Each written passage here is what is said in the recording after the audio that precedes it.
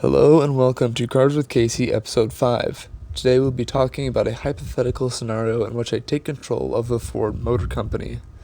I will revise every existing model, remove a few, and introduce a few more models that are specific to the US market. First up is the Ford F-Series and its relatives. The F-150 through F-450 will remain very much the same as they are now, but many trims will be dropped. For the F-150, the only trims available will be the XLT, the Platinum, and the Raptor. The F-150 XLT will be merged with the XL trim to be a very affordable truck with many features and combinations starting at about $35,000. It will have any of the current options available on the current XL through XLT and is intended to be a capable work truck but reasonable for personal use. The Platinum trim will remain very much the same, being a luxury truck with all of the fancy and probably unnecessary features from the current version. The Raptor will again remain very similar to its current version. The 2.7-liter V6 will be dropped from the lineup to make the 3.5-liter V6 the base option, including the single-cab F-150. Meanwhile, the F Super Duty lineup will see similar changes, with only the XLT and Platinum being available. All of the Super Duty vehicles from the F-250 through the F-450 will receive a facelift. The commercial Super Duties, the F650 and F750, will remain identical to their current state. The Ranger is currently intended to be a small F-150, but it will be changed to be a small trail truck. The Ranger will be offered with a 5-foot bed and an extended cab to keep the truck small and ideal for game wardens and foresters, and the engine options will remain the same as the current model. The same 10-speed automatic will also remain on the truck, but will be joined by the 7-speed manual from the Ford Bronco, and the Ranger will only come with 4x4 similar to its Bronco twin. The Ranger will gain an option for a 3.31 axle shared by the F-150 and a 4.46 axle from the Ford Bronco. The Raptor will stay the same as it is now, but as with an extended cab. A facelift for the Ranger will make it look more similar to the current look of its SUV brother, the Bronco, and it will share as many body panels as possible. The Bronco will similarly follow the Ranger in a similar fashion. Since the Bronco is already trail-focused, not much change is to be made. The same 2- or 4-door options will remain on the SUV, as well as all of the drivetrain options. However, the Bronco will gain a 3.31 axle for better efficiency. The Bronco will have the same trims as the Ranger, that being the XL, Lariat, and Raptor. Their smaller twins will also be similar to each other. The Bronco Sport will be renamed the Bronco C to reflect its compact relation to the standard Bronco. It will have the same trims as the larger Broncos, with the Badlands trim replacing the Raptor. The Ford Escape will be discontinued in place of the Bronco C EXT, an extended Bronco C to meet the storage space of the Ford Escape, and the EXT will be identical to its normal version other than length. The Maverick will likewise be renamed and restyled to become the Ranger C. The Ranger C will have the same drivetrain options as the Bronco C, including standard 4x4, and the XLT trim will be merged into the XL, and the Badlands will become to the Ranger C, but otherwise the Little Ute remains the same. The Ford Explorer will also remain unchanged from its current version. The Ford Expedition will see the King Ranch dropped and a facelift to make the SUV look more like the truck relative, the F-150.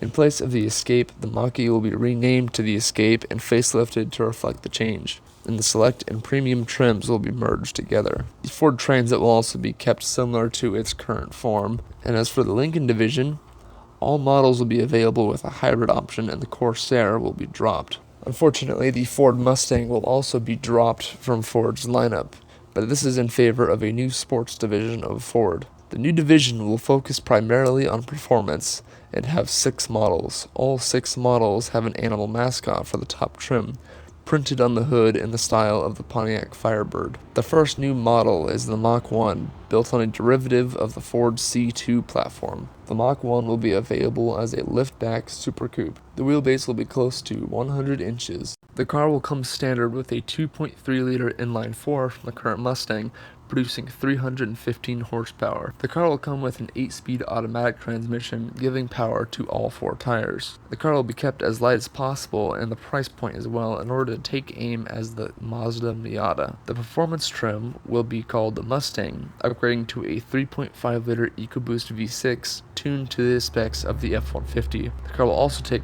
advantage of the C2 platform and the Mustang trim will come with 4x4. The car will keep the styling cues of the current Mustang, but in a smaller format. The base model will have a target price of about $30,000, and options can take it up to about $45,000. The second model in the lineup is the Mach 2 and will essentially take the place of the current Mustang. It will be slightly larger than the Mach 1 in order to accommodate larger engine options and to improve handling. The base model will have the same 3.5-liter V6 of the Mach 1 Mustang. The car will have a 10-speed automatic and a 4x4 drivetrain as standard as well. And the performance trim will be the Thunderbird, upgrading the engine to a 5-liter V8 from the current Mustang Dark Horse, producing about 500 horsepower. The advanced trim can optionally come with a 6-speed manual transmission, and the new Mach 2 will use a blend of styling from the current Mustang and a canceled Mach 2A and Mach 2B concept cars from the 60s and 70s. The intended price range will go from $40,000 to $60,000. The Mach 3 will be the upper model of the three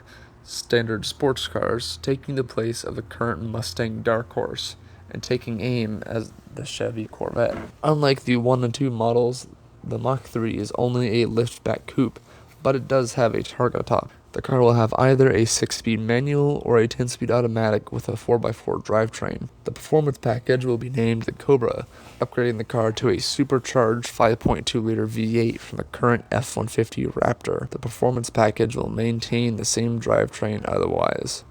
And the Mach 3 will be styled as a cross between the 2005 and 2017 Ford GTs and again the cancelled Mach 2 concept cars. The intended price will begin at around $55,000. The Ford Mach-E will make a return under this brand, this time as an electric sports liftback sedan. The Mach-E will start at about $45,000 with a 400 horsepower all-wheel drive system. The performance package, named the Gorilla, will upgrade the system to a 1,000 horsepower all-wheel drive system derived from the Ford Transit Supervan. The Mach-R will be the already in development Raptor supercar that Ford is working on, just launched under a different brand name, and the Raptor package will improve performance slightly. The Mach-T will be the most practical of the new brand.